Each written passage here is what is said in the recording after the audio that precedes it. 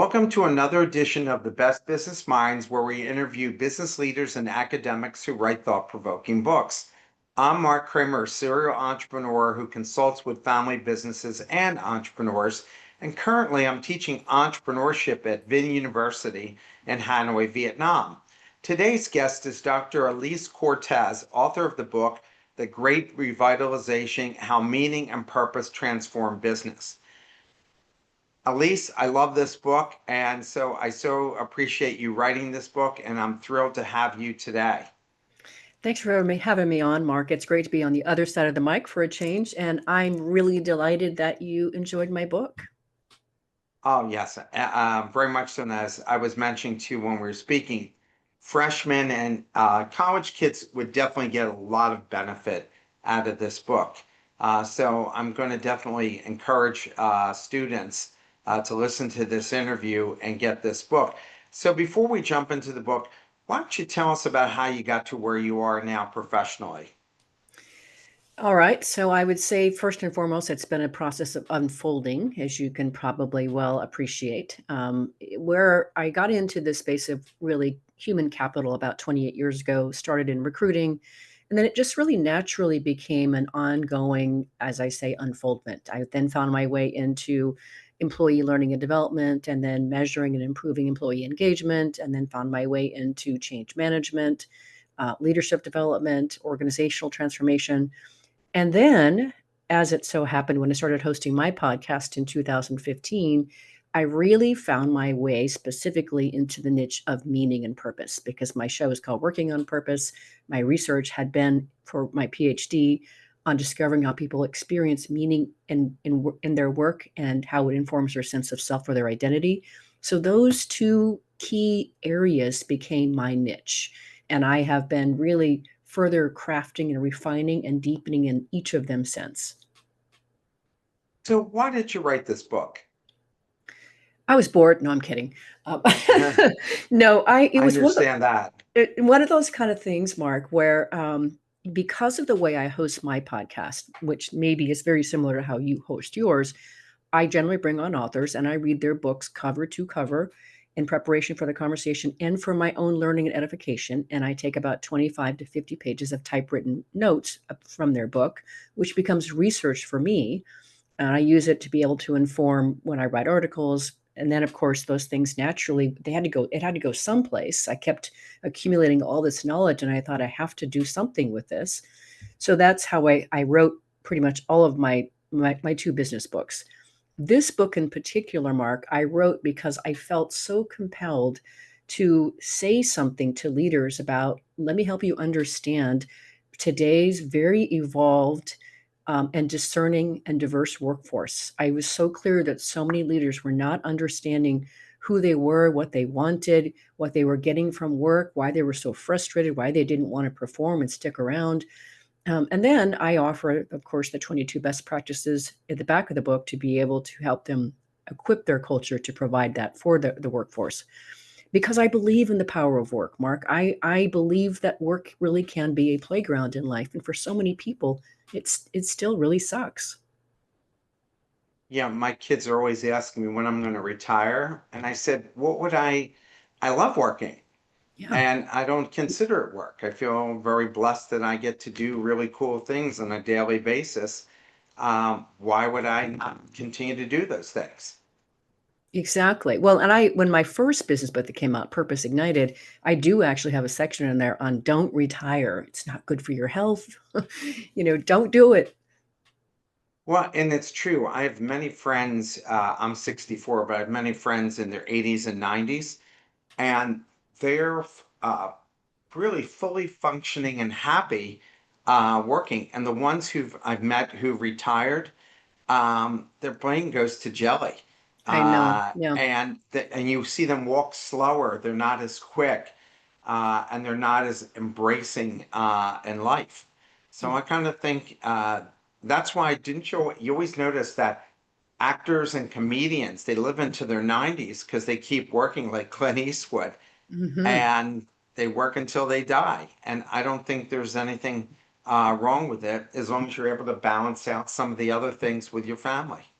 Indeed. I totally aspire, Mark, to be the little old lady that, comes into town on her bicycle with a purple scarf running behind her, and I'm coming in to either do a workshop or come do a talk or something, or come assemble a group of people to have some kind of amazing, thought-provoking or soul-opening conversation. That's who I want to be. Yeah, and you can't imagine how many people that's going to help, because now that we have all this experience, and when I share this with students, it really calms them down. Like a lot of students say to me, I was really on edge when I came here, but now when you put it the way you put it about just give your best effort, that's the only thing you have control over Mhm. in all parts of your life. That's helped me actually focus better and not worry about the small things, which I I think is what too many people worry about.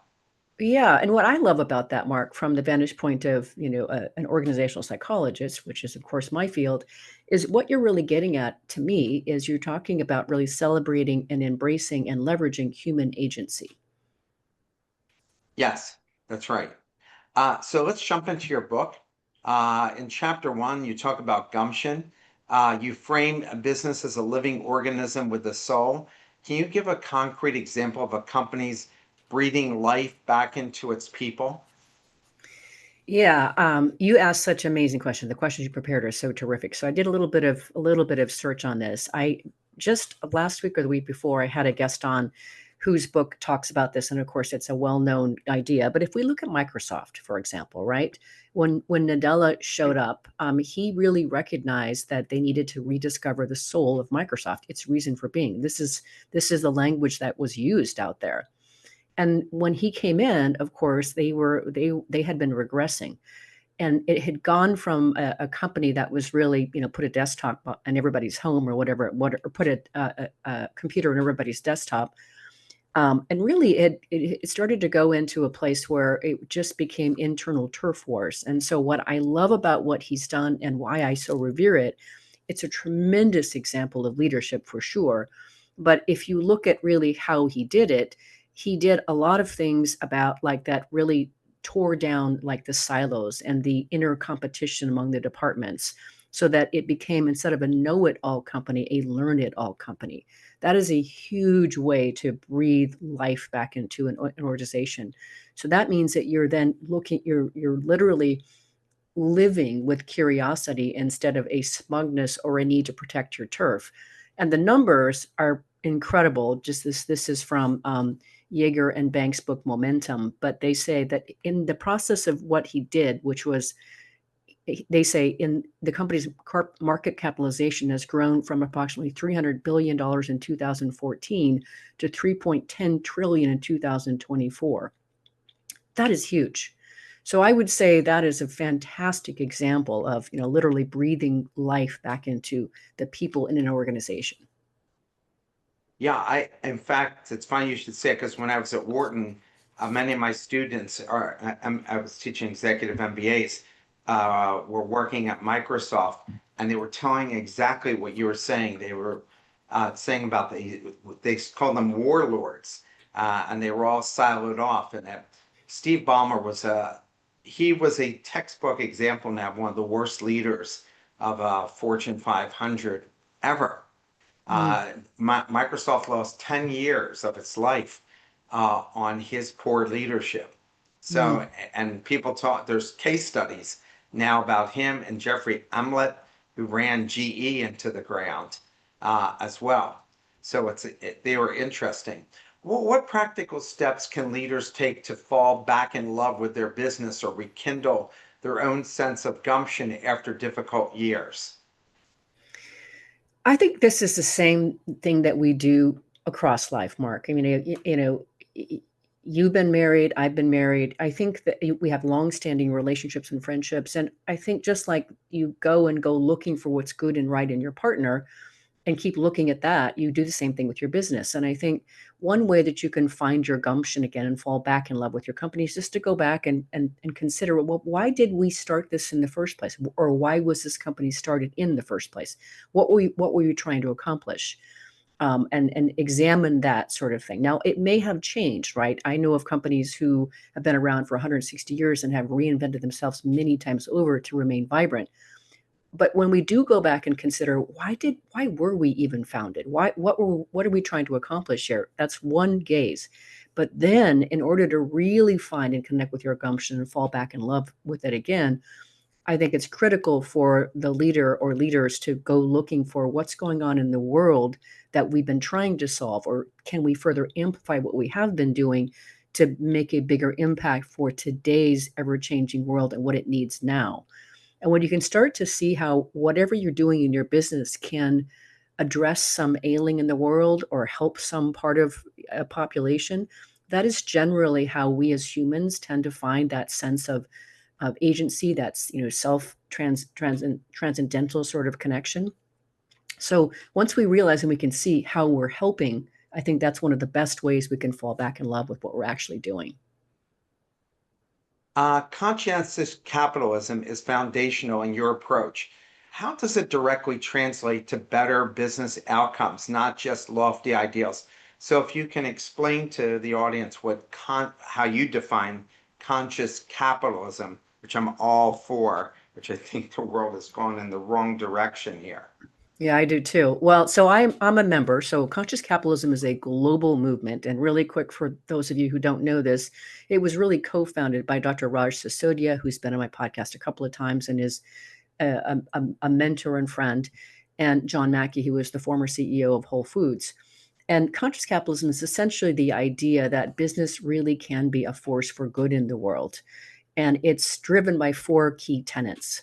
And the first one is practicing conscious leadership, being very mindful and aware of what your actions as a leader are doing for your organization, not just how much money are we making and is this good for me and what I like kind of thing. And then the second tenet is that we're running and practicing and ever stewarding a conscious culture. So that means that we're really, really aware of how we're doing business, how we're behaving, how we're communicating, and how it impacts everyone that we touch, all of our stakeholders. And then higher purpose, of course, which is really looking for, yes, we started this company, say, to whatever, make light bulbs, whatever the case is. But is there a way for us to be able to look a little bit higher beyond what are we doing? Are we illuminating people's lives? Is it commercial? Is it residential? Are we trying to make it easier for them to be able to do so, cheaper for them to do so? What's the higher purpose of what we're doing? And then the fourth one is a stakeholder capitalism view. And so what that means is, whereas business used to be run, as you well know because of your background, very much about how do we make wealthy our investors or the investment community, and we run our businesses according to maximizing shareholder return. Stakeholder capitalism is the focus that you need to satisfy all of the stakeholders connected to your organization. That's your employees, that's your customers, that's your suppliers. It's even your community, et cetera. So when you look at it from that vantage point, it becomes a much bigger, higher, fuller job to be a conscious leader than simply one that maybe is focused merely on one aspect of that, which is making money. Yeah, I think too many leaders have become me leaders and not thinking of people as a whole. It's like they're sitting on a huge lifeboat with only them in the boat, and there's so many people drowning.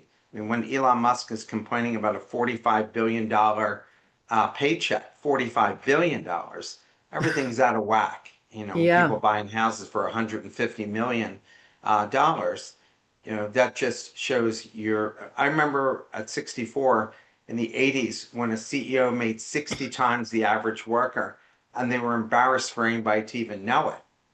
And now they make between 300 and 3,000 times the average worker, and that's Mm. not including Elon Musk. And they don't have they're not embarrassed in the least about it.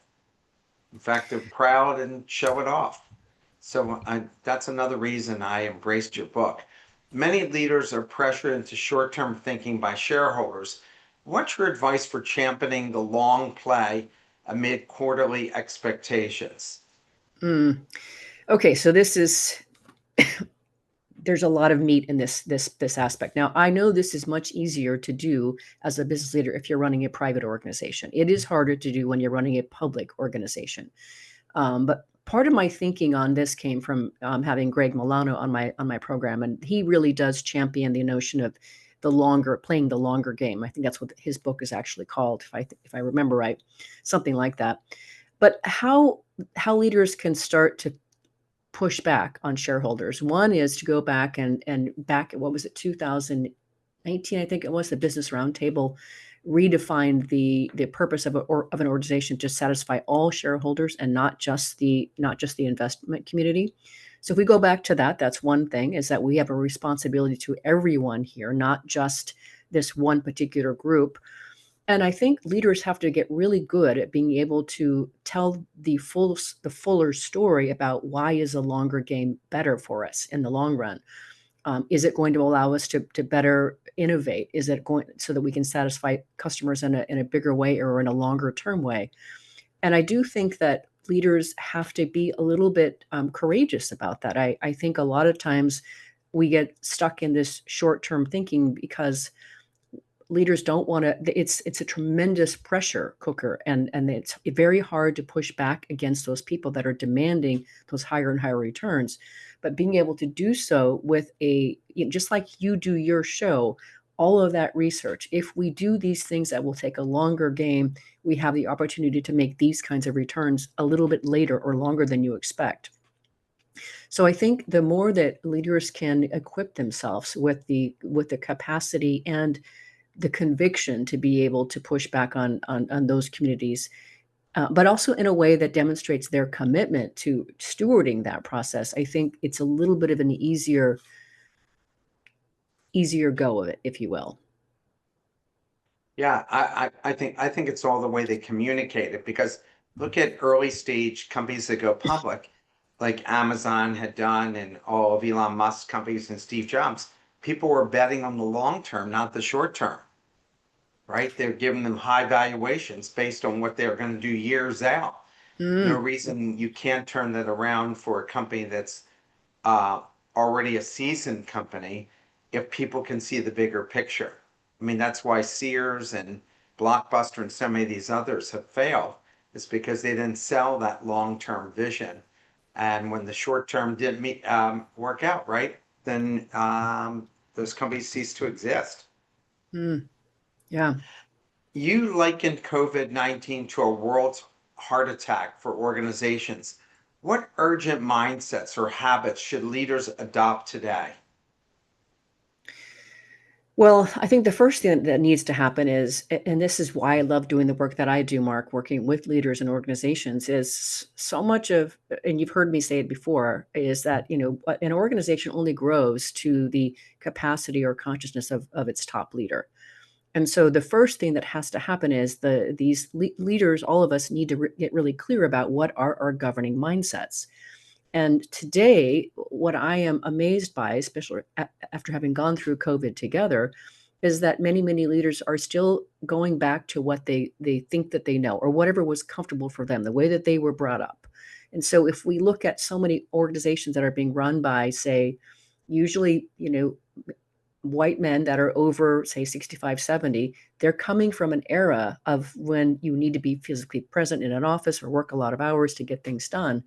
And so some urgent mindsets that they need to adopt today, which is again why I wrote the book, is for them to get much clearer on how much the workforce has changed, what it's not willing to put up with, in order to give their best efforts. And so first you've got to surface what's going on here. So when I do work with culture with organizations, Mark, part of what we're doing is I'm mirroring back how I'm seeing them behave and communicate, which oftentimes is very, very limiting, or sometimes very punitive, right? Or a parent-child kind of sort of arrangement in the way that they speak and act.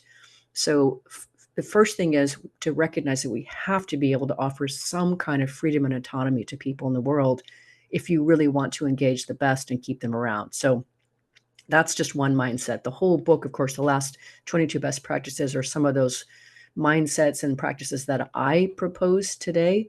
And really, we could probably put forth another, 75 of them as well. The concept of obsolete is compelling. What's an example of deeply entrenched practice you see as obsolete, and how can workers start clearing such clutter? Which I think some of the things you just were talking about, and the way people are managing companies. Yeah, so the concept you're talking about is obsolescence, and I got that from one of the guests from my book that I cited in the book. But some of that, this idea of obsolescence, when you think about it, these entrenched practices that are just really way past their time. One of them is that you need to be in the office full 100% of the time to get your work done. COVID showed us that that is not true. It's just simply not true. And that when we focus on that, it's what it is you're managing by presenteeism instead of by productivity. So that whole work from the office mentality is one of them, or that you need to work a certain hours. I've worked for many, many clients who I somehow managed to be able to get them to move away from we are an 8 to 5 shop kind of thing. That is obsolete because it doesn't take into consideration the parents that need to drop off their kids on the way to school on the way to work, or if they, maybe God forbid they'd like to actually watch their kid play soccer one afternoon. So that really tight rigidity just it really goes against the human interest and need for some kind of autonomy. So those are just a couple of examples that I could tell you about. I agree. Back in the early 90s, I was running, well, a few companies in the 90s where I told people, if your kid's playing soccer, just go. And they're like, you mean during the middle of the day? I said, yeah, just to get the work done later. So you're never going to get this chance to go watch them play. And let's not miss the opportunity, because I remember, my dad worked so much also. And so for my kids, I brought my stuff with me if I wasn't coaching, I brought my laptop with me. When they played, I stopped. When they're on the bench, I got my work done so I could balance both of those things. So I think you're right. People working for, as you talk about, work-life harmony has become a rallying cry. How can organizations generally shift from talking about it to building it into their operating DNA and still manage to find future leaders? Because it's very hard to lead by Zoom. I mean, there are certain jobs that people need to Hmm. interact with you in a physical way on a Yeah. daily basis. But that's not a lot of jobs. That's just some of the jobs. Yeah. Well, so first, let's back up and say, remember when we used to talk about work-life balance? Yeah. And over the years, that's really, that whole terminology has changed and evolved. And now what we're going for is either work-life harmony or work-life integration. So the notion that how can we put this into the DNA of an organization? First, it's just what you talked about before. You, the leader, modeling that, hey, I'm going to go to my kid's game. I'm going, which means that that's a strong indication that you can go to yours as well. If the leader doesn't do those things, never leaves, and is always fully present and plugged in, that also communicates that you can't ever unplug either. So it has to, the modeling behavior has to stop at or start at the top. But then when you recognize and that today we have really quite a fractionalized workforce, people who want to work, but maybe they want to work half time because maybe they're wanting to work less because they've had a full career, or maybe because they're, raising children or taking care of other loved ones and they can only or want to work half time. That those kind of arrangements don't fit in the normal, 8 to 5, 40-hour a week kind of thing.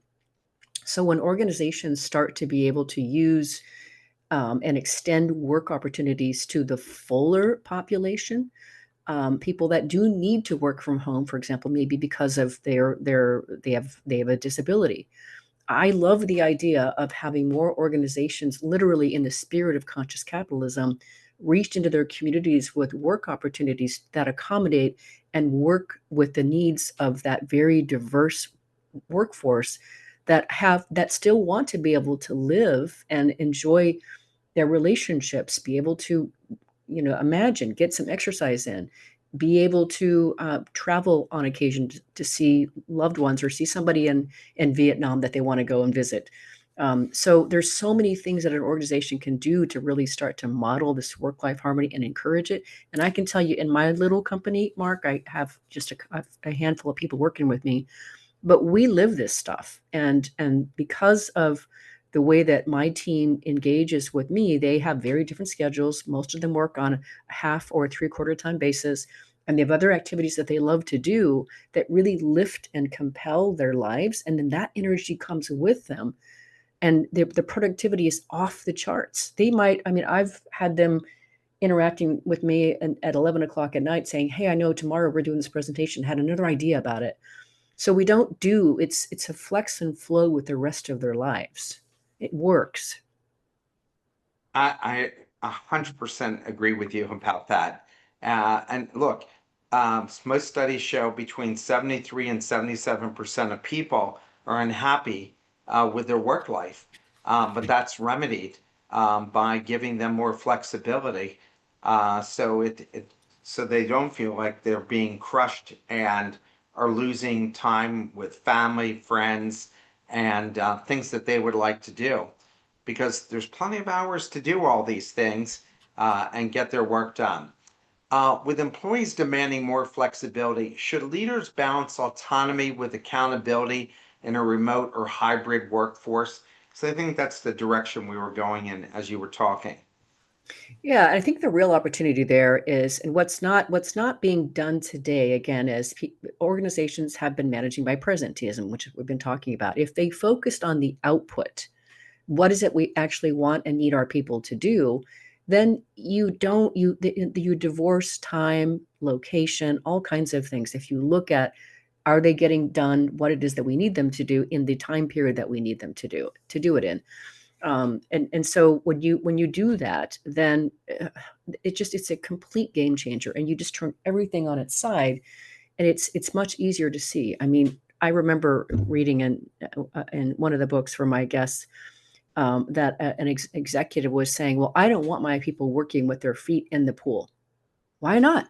Who cares where their feet are if they're producing the kinds of results that you need them to? Who cares, if they're out in the pool and enjoying that sun time while they're doing it? And so along that line, I'll say too, Mark, that I believe so much in the capacity, thinking about how do we create conditions in which people can thrive and they can really reach and realize more of their potential. And if we, all of this restriction that we put on the way and when work is done, limits people to growing into that full potential. And then we, the organization, don't get the benefit of that genius that comes when people really go into their higher capacities, their higher capabilities. So I really love the notion of thinking about this as we are trying to elevate the human condition and help people realize more of their potential when we take these restrictions off of them. Yeah, I found when I ran this multimedia company, I told everybody, anybody wants to work at home, they can work at home. Just got to get the job done. If you can't, then you got to come back. If you don't do it then, well, then we're just not the right place for you. But I found that we increased productivity by 37%. That the bigger problem they had was turning it off, like when they Yes. were home. That was the Yes. bigger problem. It wasn't that Yes. they couldn't get the stuff done. Then their spouses were complaining about, hey, now they're working like 24/7. So you had to be able, like we used to mandate vacation and tell them that they had to leave the laptop at the office so they could unwind and be with their family. And I remember my wife told me I had to hand over my phone, and she would put in a safety deposit box at the hotel and said, you know, you've got to either focus on us or get back on the plane and go home. Wow, that is strong. I love that. I think I'd like to meet her. Yeah, she was right. She used to tell me we celebrated Shabbat, and so she on Fridays Jewish people do, and she said 5:30 you're done. You can pick it all back up on Sunday morning. And so Friday I was done. That was it. I love that. We need those kind And of it people in and our was lives, good don't we? because I felt revital. I felt refreshed come Sunday morning. We need those kind of people in our lives. Yeah, yeah. I mean, she was right about all of it. Um, You push leaders to move beyond self-interest to what's good for all of us living on the planet. What has been your most effective way to trigger this mindset shift?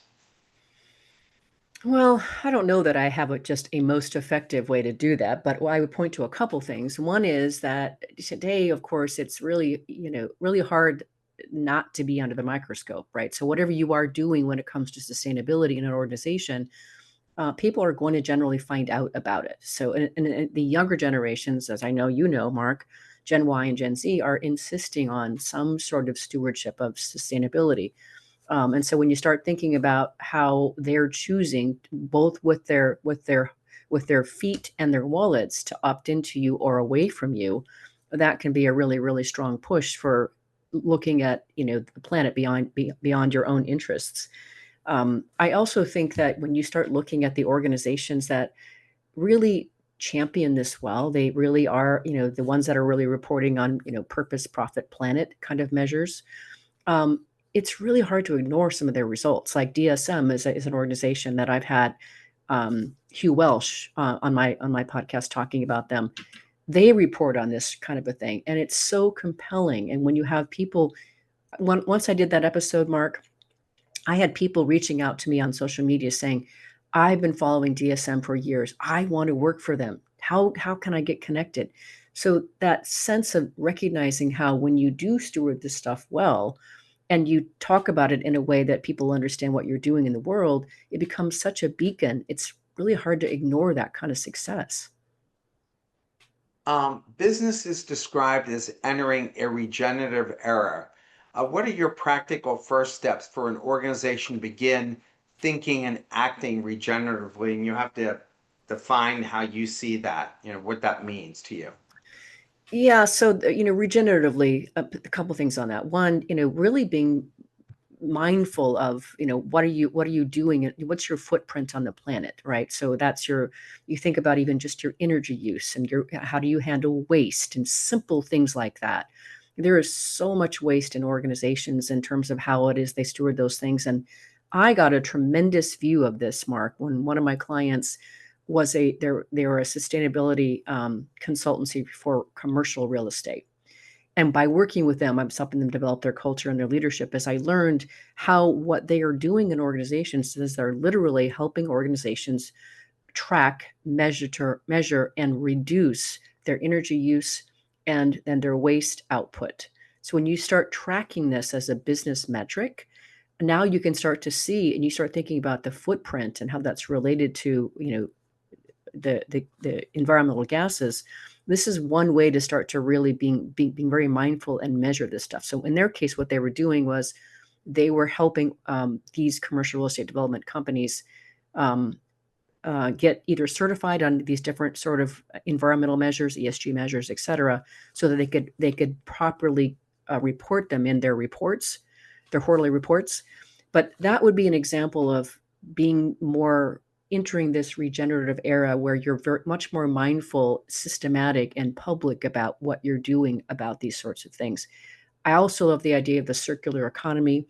The more that you can think about how can we reutilize things or go and instead of buying something brand new, is there another organization that we can get this secondhand through so it doesn't require a brand new manufacturing action? Those are all things that organizations can do. And when you think about the bigger organizations, the scale on that is incredible. No question about it. You mentioned that organizations are now being held visibly accountable by their communities.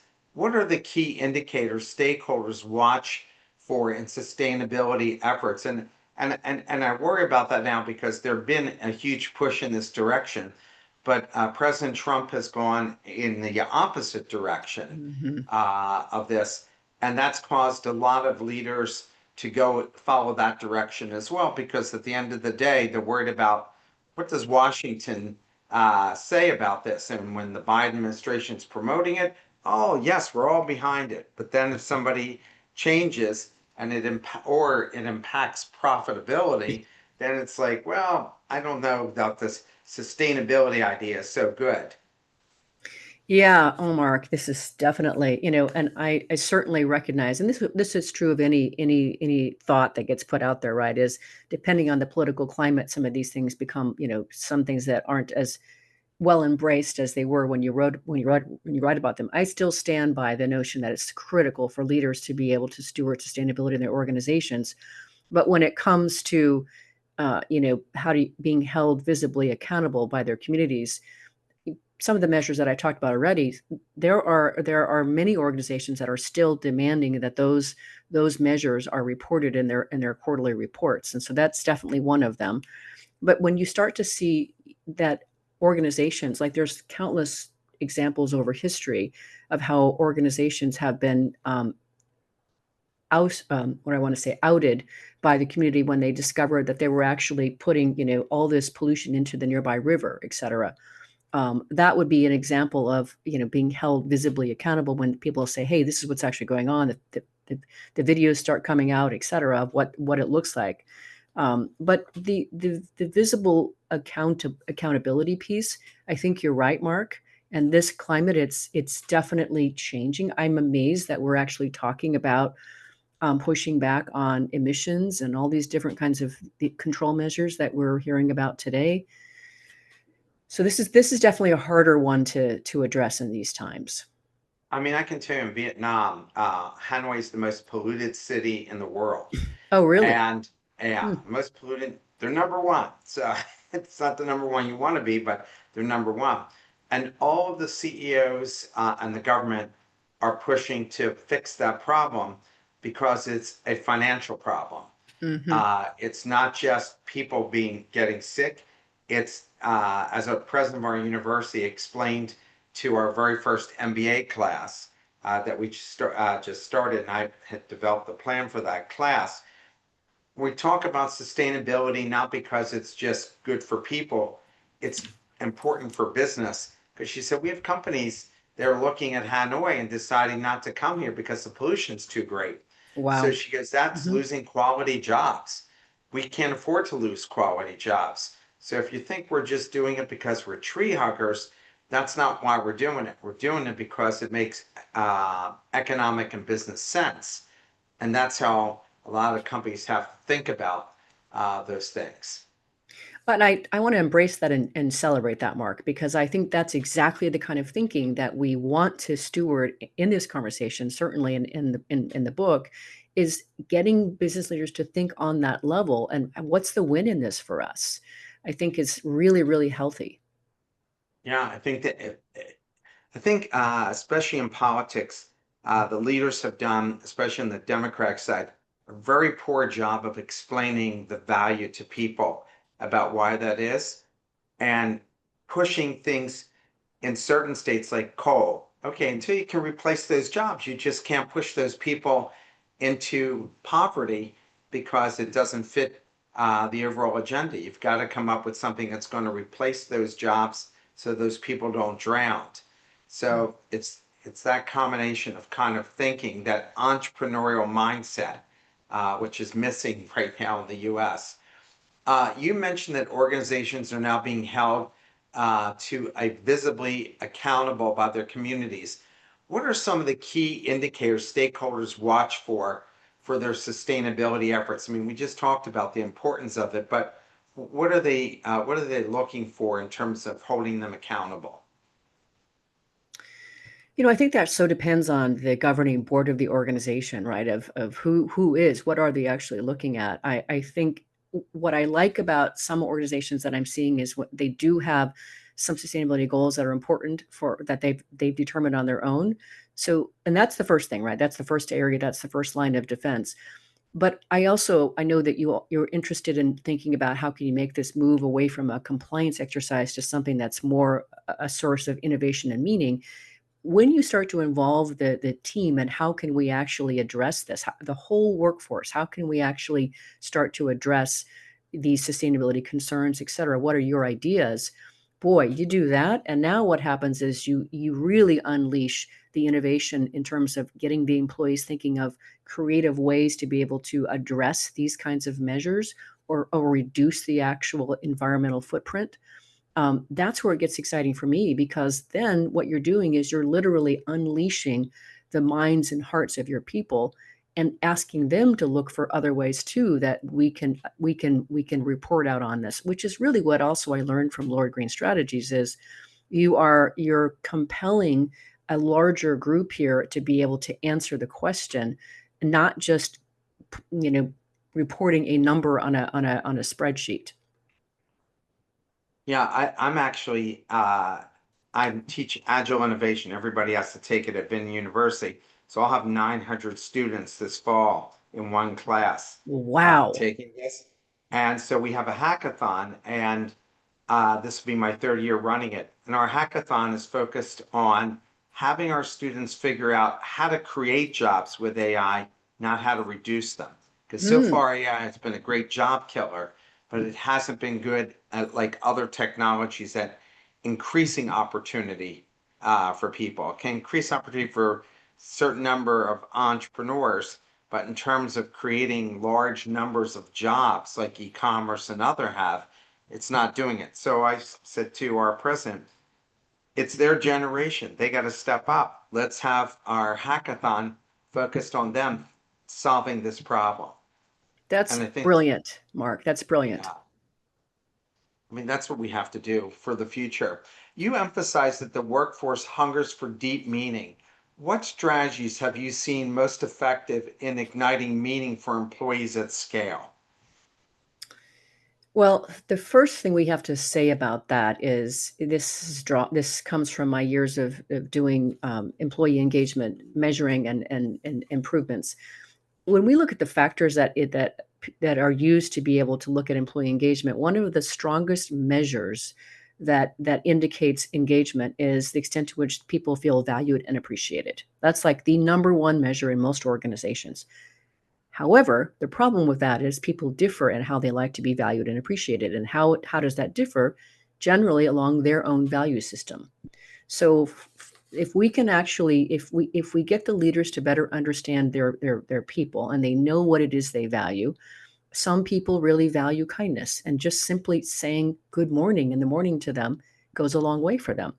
Other people, of course, they really value their family time. So having their work boundaries respected would go a long way in helping them feel like this is a meaningful experience for me. Somebody else, like me, for over all the years, I wanted to be challenged. I wanted to learn and grow. So things were meaningful for me when they were chewy and I had to really work at them. Right. So in order to be able to activate meaning, which is what we're really doing in this kind of work, is we got to know what humans we're dealing with and what they really care about. And once we do that, then we can actually work on creating a place that's meaningful because people want different things from their work. And even in my research, Mark, I found 15 modes of engagement that help that describe the ways that people find meaning in their work and how it relates to their sense of self. And it's wildly different, wild spectrum of difference there.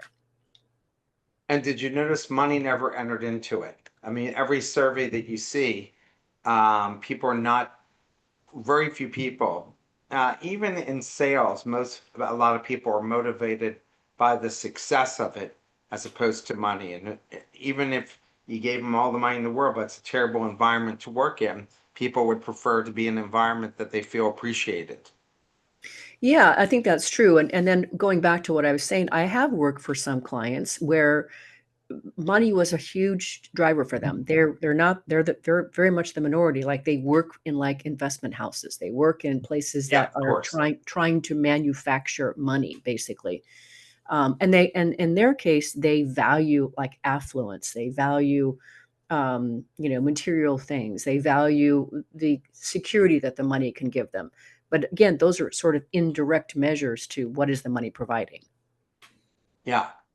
Um, Logo, I hope I had pronounced this correctly. Logotherapy is a unique philosophical foundation in this book. How did you adopt its clinical roots to large organizations and business settings? I'm sure no one's ever heard of this before, so you might have to explain what that is. I will. Okay, so you did say it right, Mark. It's Yeah. logotherapy. And just a quick little primer on that for those of you who haven't heard of this term before. So, logo is Greek for meaning. So, essentially, this is like vitalizing through meaning. That's what this whole field is about. It came from Dr. Viktor Frankl's work, of course, Man's Search for Meaning. And he founded the field of logo philosophy. And that's what one of my master's degrees is in related to this. So, how I took its philosophical foundation and adapted it into business is it really does situate that we humans, our chief motivation is meaning. It's also our chief source of energy. That's its philosophical foundational point. And so in in so doing, we have three sources of meaning available to us as humans, according to this philosophy. One is, and again, they're all registered along that which we value. So they're different for everyone. What you find meaningful, Mark, will be different from what I find meaningful because we have different values. But the first one is, what is it that we give of ourself that matters to us, that we value, that in the giving of that really, really jazzes us or juices us? So I have, and Viktor Frankl called that, creative contributions. I've put that in today's parlance, which is passion. And so the more that we can actually do things that really, really, whether it's the right work or whether it's the kind of work that really, really aligns with our values, what that does is that just generates this tremendous intrinsic motivation from within. And that's the best kind of motivation any organization could possibly hope for. So then the second one is, what experiences or encounters do we have in the world that also really juice us or jazz us?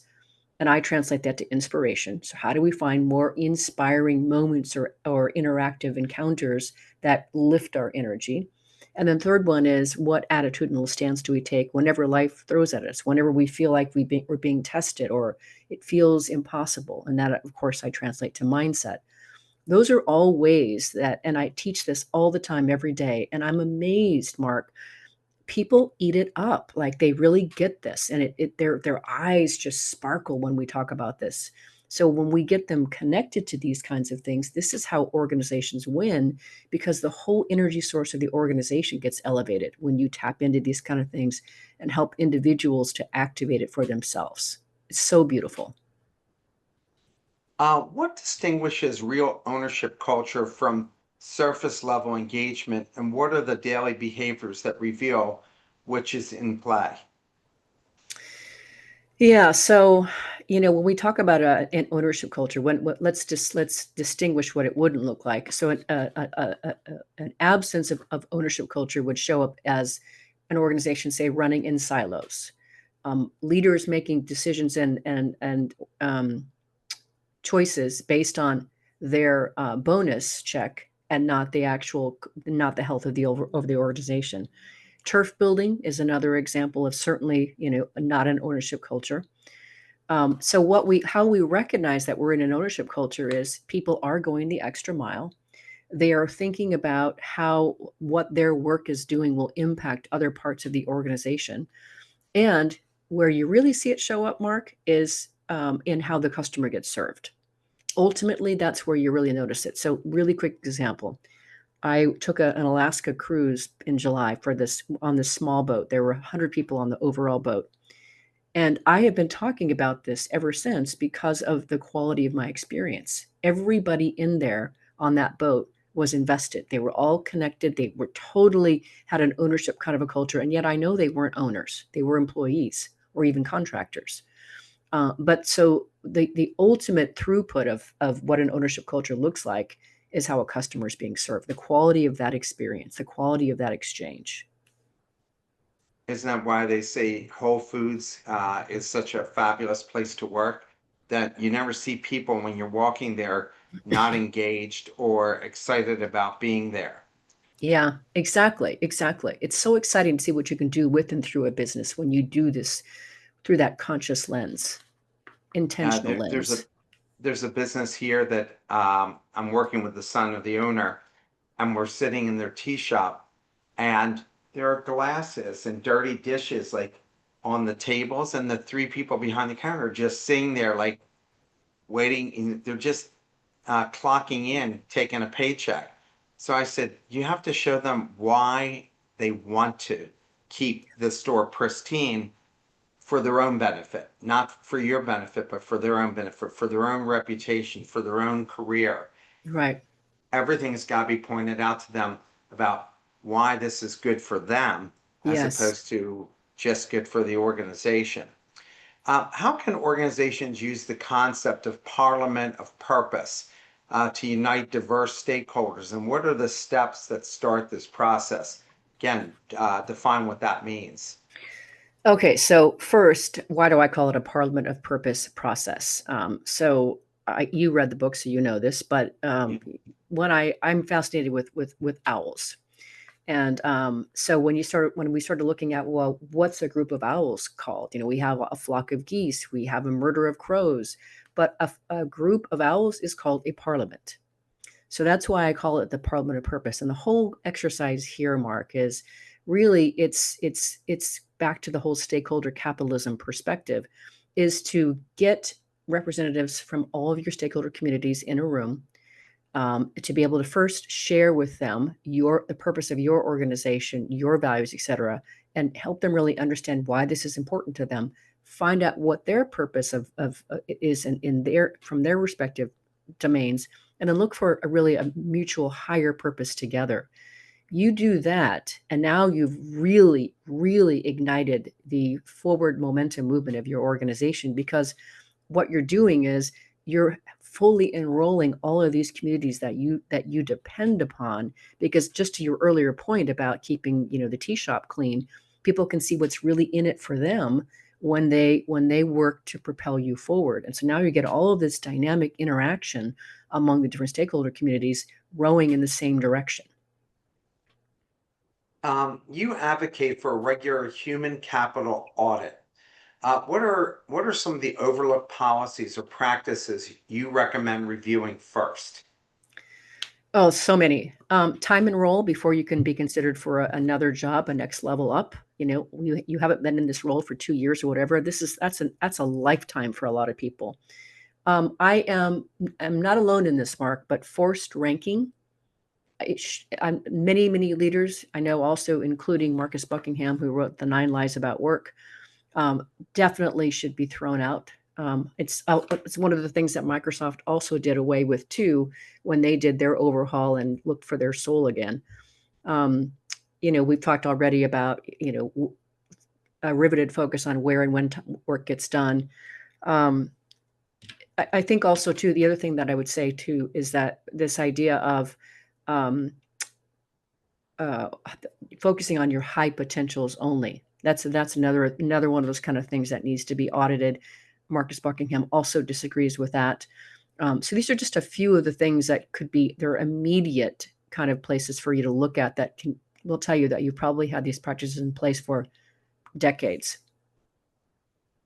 How can leaders shift an organization culture from deficit finding to strengths based on development to intangible terms? Well, you and I talked about this before we got on air today, right? Your focus is you're about helping your students really focus on what makes them different and unique and helping them shine that brighter. That's the whole focus, right? And so going back to what we've been saying in this whole podcast is, when leaders recognize what's in it for them, what's the financial return, when you're focused on what your people are really great at, helping them really discover what they're great at, and that really is a strengths lens versus you're not doing it how I like to do it, so therefore you're wrong. But when you focus on what's good and right about them and help them do more of that, you ultimately win. And so when you then inculcate the idea of helping each other start to notice what's unique and special about the way they do things, where do they have strengths? Now what you've done is you've created a fabric in your organization that really holds up the strength of that approach. It's not just the leader doing it, you have the whole team doing it with and for each other. Why do you argue for abandoning high potential programs? And what alternative do you suggest for developing talent? Yeah, so just started to talk about that earlier, but the reason I advocate for abandoning that focus is because what you're ultimately doing when you have a high potential development focus, what that means is you're focusing on only a small percentage of your team. Call it whatever, 2%, 5%, whatever it is. Well, you need the other 95 to 98% working for you as well.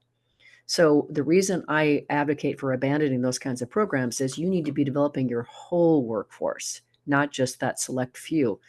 The other reason for that is that, you know, that label of high performance will go with that person for a long, long time. And that means that not having that label also goes with you for a long, long time. Now you've diminished the motivation, the self-esteem of people that either if you're not in that program or in that camp, now you're less than. And that's not the message you want to send to anyone on your team. What are the first steps for a leader unused to discussing emotions to work open the heart in their organization? And we've seen this, right? Like that guy during the pandemic laying off all these people by email, Mm-hmm. as opposed to having real conversation or figuring out how to fix this problem without just, mass letting go people en masse. Yeah, this is such a, I have to tell you, Mark, this is one of my most favorite questions anybody has ever asked me. So thank you for that. The first thing that I would say, and that's part of the reason I do the work that I do, Mark, is to help individuals, to help organizations double down on humanity. So the first thing that I would say to help a leader who's not used to discussing emotions is to first just start by themselves being able to describe, to name whatever emotion that they might have, right, in any one moment.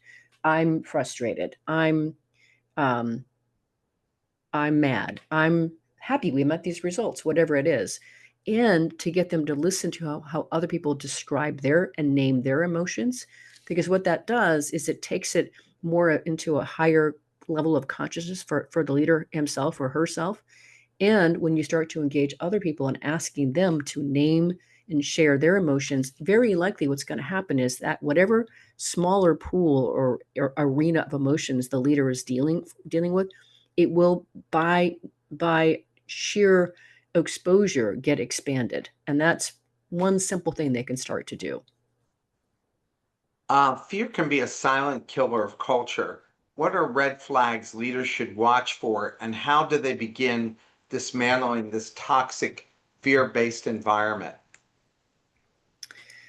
So we can recognize if fear is present, and I can feel it oftentimes when I walk into an organization. But we know it's present when you see a few just certain indicators, like, for example, nobody pushes back when a leader speaks up or shares an initiative. Nobody even asks questions about it. You also you can there isn't a offering of new ideas. People aren't saying, "I had this great idea. Let's try this." Nobody is putting forth new ideas because it's not safe. Nobody is actually taking risks because they're afraid of the repercussions. So you don't see usually any innovation, the creativity. People aren't asking questions. It's not even safe to ask questions. These are all indications that fear is living in an organization, and very likely the leader is not aware of it, or is probably in many ways not even aware of how they're encouraging or championing it. We're getting toward the end, so this is my final question here. And God, the hour went super fast. What are small but powerful ways organizations can elevate beauty, and why does beauty matter in business outcomes? Oh, such a great question. Well, when you think about that, business can be such a force for good in the world. How they can, why is beauty important is because it's an aesthetically pleasing and therefore intrinsically motivating thing for many people. So it's a higher aspiration to reach for. But when we think about how do we add beauty in an organization, though, it could be as simple as how do we actually enroll all of our stakeholders? That's an act of beauty. How do we do it in a way that makes them feel seen and heard and appreciated? That's an act of beauty. How can we practice even, try to put more of a circular economy in the way that we source our materials? That's an act of beauty. Those are all things that if they're just about elevating your gaze and elevating the quality in which you're trying to interact and touch the world. I gotta tell you, I really enjoyed the book. I love speaking to you. We could have talked about these subjects for hours here. Thank you Indeed. so much for taking the time to speak with us. And I look forward to the next book that you have come out, or maybe you can send me one of your past books, and we can schedule another day to use one your other book. I'm in. Sounds delightful. Mark, thanks for having me on. It's been a delight. Thank you so much for taking the time. Absolutely.